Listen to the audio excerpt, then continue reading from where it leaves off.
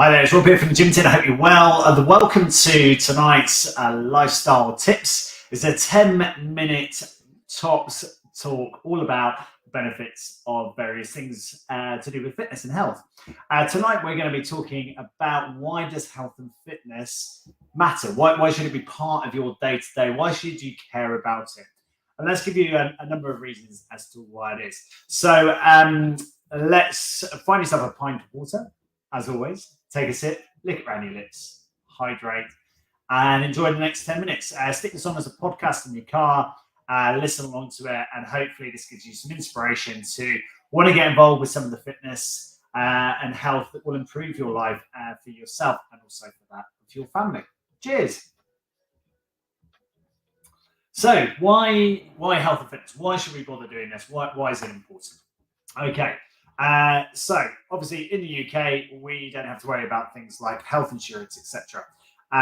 But certainly over in like America, etc., where you have to pay for your own healthcare, really, really important that you keep yourself as fit and as active as you possibly can.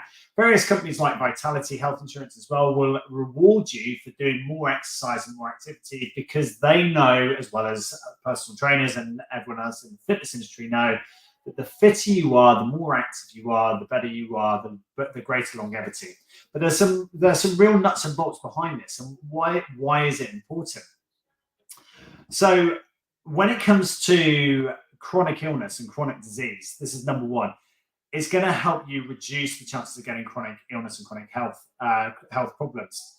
And chronic health disease causes 7 out of 10 of deaths. Okay, so 7 out of 10 deaths are caused by having chronic health problems. Okay, so things like diabetes, heart attack, strokes, high blood pressure, etc., all leading into one various part of eventually ending your life. So it's important that we look after our body. And so while some diseases can't be prevented for whatever reason, you can reduce the risk of getting other forms of chronic disease by eating well, drinking plenty of water, reducing the amount of stress in your life, sleeping better, exercising, moving, being the human organism that you are. A couple of months ago, I did a lecture, and one of the key things about it was, do you manage to get 24 minutes every day outside? Do you? And that's a question for you. Because if you don't, you need to. You need to get that 24 minutes every single day outside. Get the sunlight in, get the natural body moving, get yourself out of your building, okay? A lot of people home working at the moment, not even leaving the house all day. You need to change it. It's unacceptable. Your body just can't cope by not having that freedom. Okay, so one great thing about having a better, healthier lifestyle, making these healthier choices, is it is going to have massive health benefits for you. Now, you might be thinking, well, I'm young or whatever, and I've got the rest of my life to live. I'll get on with it later on in your life. No, it starts today. You need to have this preparation in your body, that your body has got used to being fit and active. And if you are in your later years of your life, now is the time to start. Get working on it now, because once the chronic diseases kick in, majority of them are 86% of the deaths, of course, is because your body just doesn't have that framework to be able to cope with it. So invest in your wellness today, or invest in your illness tomorrow. That's the phrase I love saying to people. Invest in your health today, please. Otherwise, you'll be investing in the cost of that in the future. And whether it's financial cost, or it's physical cost, or if it's cost to the people that are in your life that would have to look after you, these are all things behind it. So if your health is struggling at the moment, then please check it out. The other thing I would really, really urge you to do, as a personal trainer, we've gone through lockdown now, we're at the other side of it. I'm seeing the people that are really quite ill now. People who have really struggled during lockdown, who have suffered from agoraphobia, not wanting to leave the house, etc. But also people who have not checked their blood pressure in a long time, because you're not going to the GPs, you're not going out. If you haven't checked your blood pressure for a while, and I mean like 6 months, and you don't know what it is, if you don't know what your weight is, if you don't know what your height is, you need to know what those measurements are. So please go and check your blood pressure today if you haven't done it for a long time. Please check your height. Please check your weight. Loads of people that I've trained recently as well, they're going, I don't want to stand on scales because I don't want to scare myself by knowing what those numbers are. I know I'm not fit. I know I'm not active. But I'm like, why not stand on the scales? Just know what those numbers are. You should know your biometrics of your body. You should know roughly what your weight is. You should know roughly what your height is. You should know what your blood pressure is. You should know roughly what your biostats of your body are. So what your body fat composition is, what your visceral fat levels are. There are biomechanical scales out there that are about 30, 40 pounds each, and they are well worth the investment. Okay, so health is so important that you know those biometrics. And if you don't, get in contact with me. We can measure you. We can find out how, I can send you some links that will help you to get yourself measured. You should know this information. I went for an MRI scan this morning, actually, over at Bournemouth Hospital. They were absolutely incredibly brilliant over there. I was so pleased with the service. Our NHS is absolutely fantastic here in the UK. But on the form, it did say, what's your height? What's your weight? And I could write those down straight away. And I said to the receptionist, how many people don't know these numbers? And they went, the majority of people don't. That's why we've got a height gauge over here and weight and some scales as well. So if you don't know your basic functions, please go and measure that today. So number one is about the cost of not doing your health and fitness. Number two then is about cost. It's the cost of your life, and it's the cost of your life expectancy. There are absolutely loads of studies out there that talk about the regular exertion on your body increases your life expectancy and reduces the risk of premature mortality. Okay, and there's no magic formula that relates to it. Some people will say, the government guidelines will say you need to do 3 to 5 times a week of moderate to light exercise every single week.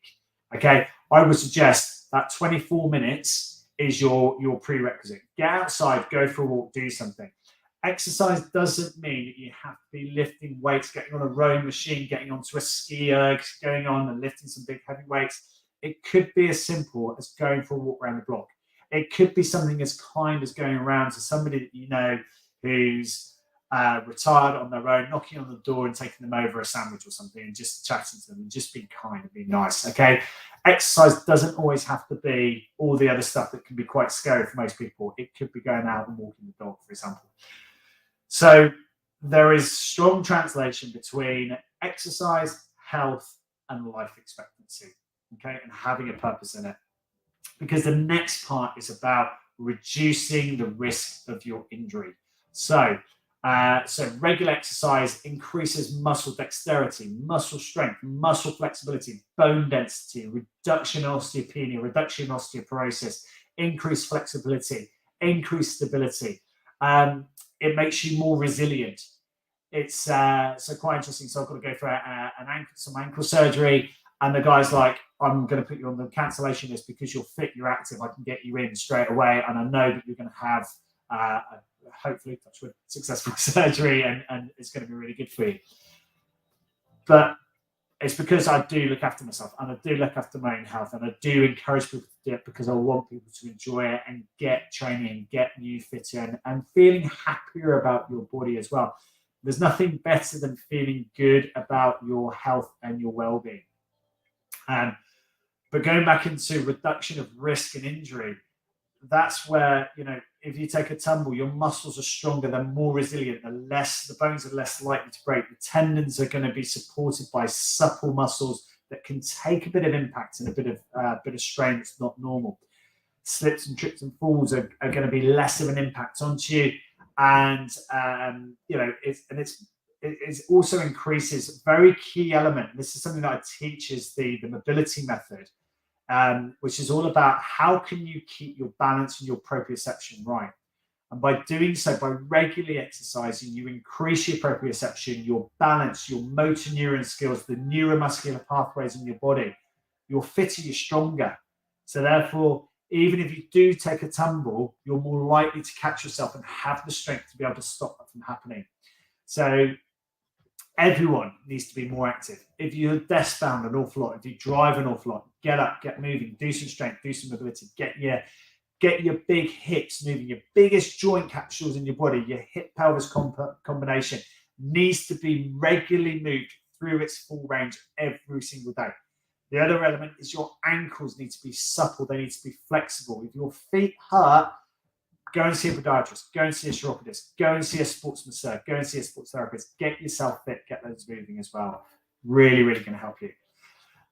There's more to talk about on this. I'm going to talk about that next week because that's my 10 minutes and I'm sticking to these 10 minutes sessions. So a bit of a recap from tonight. Health and fitness are so important. Please invest in your wellness today. Otherwise, invest in your illness tomorrow. And it's a lot more painful to be investing in your illness than it is to be looking after your health. It will reduce the cost on yourself in terms of insurance and money and travel insurance. If you want to go, finally we can go traveling again. But it will save you a fortune in terms of your long-term ailments as well. It will increase your life expectancy and it will reduce your risk of injuries, etc. Next week, I'm going to talk to you a little bit more about quality of life, staying active. But there's a key element into here as well. It's about how you improve your health by having a means and having a sense of purpose. We're going to talk about that next time. Okay, thank you so much for joining me. As always, #live, #the replay. Please share this, send it out to somebody. If you know this is going to be helpful for somebody, stick it up on your Facebook page, your Instagram page. It's all there for you guys to help you to get yourself motivated. So please share it because you never know. You sharing this might get someone to check their blood pressure, might help save their life. Okay, how good would that be? How good would you feel for that? Thank you so much for joining me. Join me for next time. I'll see you for the next one. Well done. Cheers. Grab yourself a pint of water.